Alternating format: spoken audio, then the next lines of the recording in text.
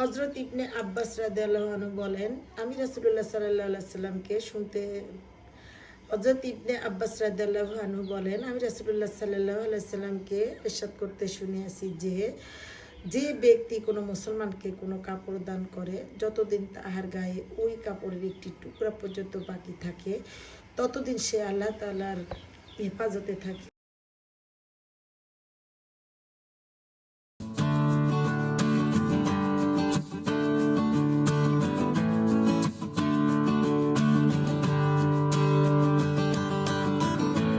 আসসালামু আলাইকুম everyone, welcome back to my new channel Rozi's simple lifestyle vlogs. আশা করি আল্লাহ রহমতে সবাই ভালো আছেন। আলহামদুলিল্লাহ, আমরাও ভালো আছি। নতুন একটি ফ্যামিলি ব্লগ দেখার জন্য সবাইকে স্বাগত জানাই। ইনশাল্লাহ ভালো লাগবে। আজকে বাসায় দোয়ার আয়োজন করেছিলাম। আমার মেজো ছেলের জন্মদিন 24 তারিখে আর কি। তো এসেছে 24 তারিখে, তো থাকবে না, মঙ্গলবার মনে হয় পরে। যাই হোক, আজকে যেহেতু বাসায় আছে আর জুম্মাবার, এমনিও একটু মানত ছিল, তাই পবিত্র জুম্মার দিনে আজকে একটু দোয়া পড়িয়ে দিলাম বাসায়। যে হুজুর দেখলেন সবাইকে নিয়ে, নিজেরা আর কি। যাই হোক, মেজবানি গরুর মাংস রেসিপিটা আজকে আপনাদের সাথে শেয়ার করছি, যেহেতু রান্না করেছি।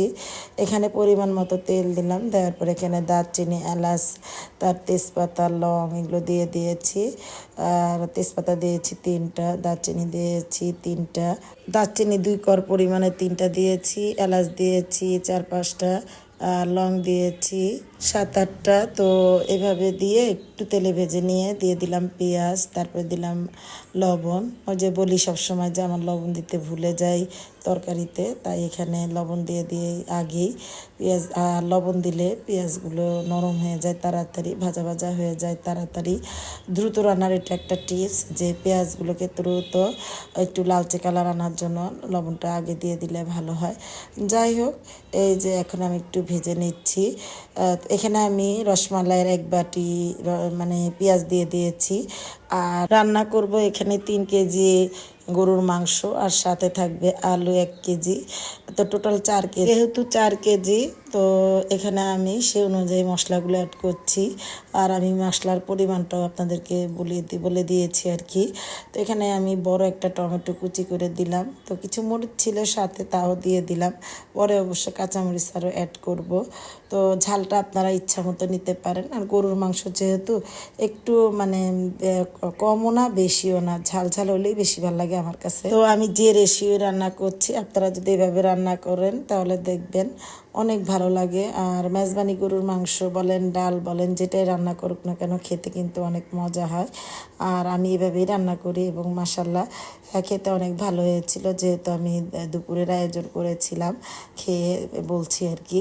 তো এখানে সামান্য একটু পানি দিলাম। তো পানিটা কোন পরিমাণে দিলাম সেটাও আপনাদের সাথে শেয়ার করলাম।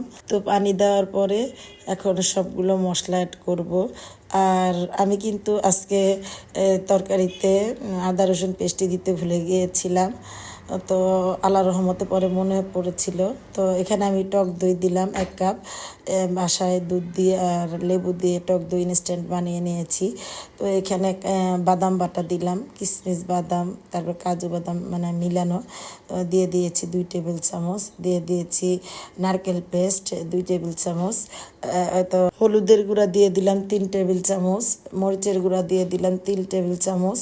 ঝালটা আপনারা ইচ্ছা মতো নিতে পারেন। আর আমি তো এখানে আবার কাঁচামরিচ সেট করব। তো আর মরিচের গুঁড়াটা আপনাদের মরিচের ঝাল অনুযায়ী দিবেন আর কি। অনেক মরিচের গুঁড়ো একটু ঝাল কম থাকে, আবার অনেক মরিচের গুঁড়ো একটু বেশি থাকে। তো এখানে দিয়ে দিয়েছি জিরা ধরার গুঁড়া 3 টেবিল চামচ। আর এখানে আমি রাঁধুনি মাংসের মশলাটা যেটা আছে, মেজবানি মাংসের মশলা, ওইটা ব্যবহার করব। এখানে দিয়ে দেব 2 টেবিল চামচ। তো সবগুলো মশলা দিয়ে তারপরে ভালোভাবে কষিয়ে নিব। আমি কিন্তু ওই যে বলেছি যে আদা রসুন পেস্টটা দিতে ভুলে গিয়েছিলাম আর কি। সয়া সস দিয়ে দিলাম 1 টেবিল চামচ, টমেটো সস এখানে ব্যবহার করব 1 টেবিল চামচ।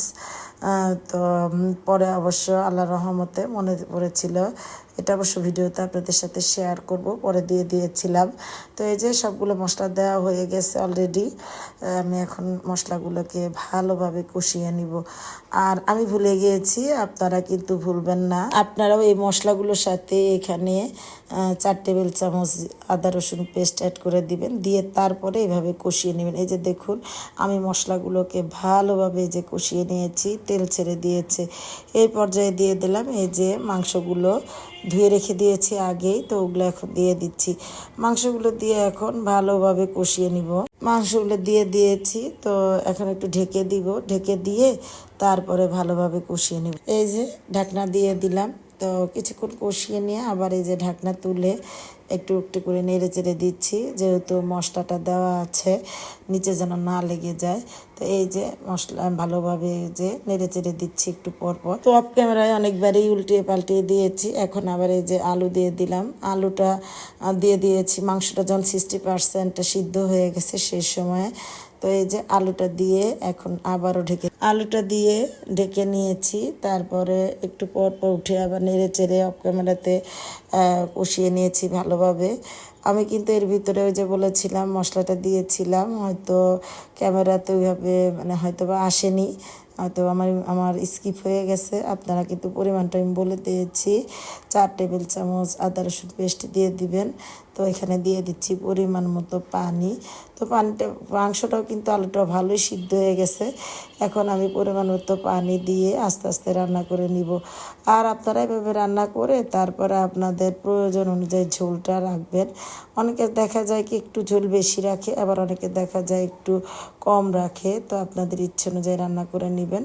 যেহেতু আলু দেওয়া আছে সেহেতু এই মাংসটা কিন্তু ঝোল টেনে নিবে। তো এদিকে আবার ওই যে ডাল বসিয়ে দিয়েছি, মেজবানি ডাল। তো এই রেসিপিটা আজকে আর শেয়ার করব না, এই রেসিপিটা ইনশাল্লাহ নেক্সট ব্লগে শেয়ার করব। তো ডালটাও কিন্তু খেতে অনেক মজা হয়েছিল। আল্লাহর একটা রহমত থাকে, দোয়া বরকত থাকে। যাই হোক, এই যে ডালও রান্না করে নিচ্ছি, মাংস রান্না করে নিচ্ছি। মাংসটা প্রায় হয়ে গেছে, এই পর্যায়ে দিয়ে দেবো কিছু কাঁচামরিচ। আর এদিক দিয়ে আবার ডালটার মধ্যেও কিছু কাঁচামরিচ দিয়ে দিব। শেষের দিকে কাঁচামরিচটা দিলে একটা সুন্দর ফ্লেভার আসে কাঁচামরিচের। তো যেহেতু আলু দিয়ে রান্না করছি, এইটুকু একটু ঝোল আর একটু কমাবো অবশ্য। তো একটু ঝোল রেখে নিতে হবে, কারণ আলু আবার ঝোল টেনে নেয়। তো এখানে ডালের ভিতরেও কিছু কাঁচামরিচ দিয়ে দিলাম। আর ডালটাও কিন্তু অনেক খেতে মজা হয়েছিল।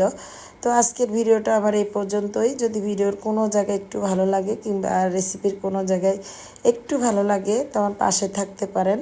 যেহেতু নতুন চ্যানেল, আমার চ্যানেলটাকে সাবস্ক্রাইব করতে পারেন, পাশে থেকে বেল আইকনটি প্রেস করে আমার পাশে থাকতে পারেন। সবাই ভালো থাকবেন, 5 ওয়াক্ত নামাজ পড়বেন, কোরআন শরীফ পড়বেন। আল্লাহ হাফেজ, আসসালামু আলাইকুম।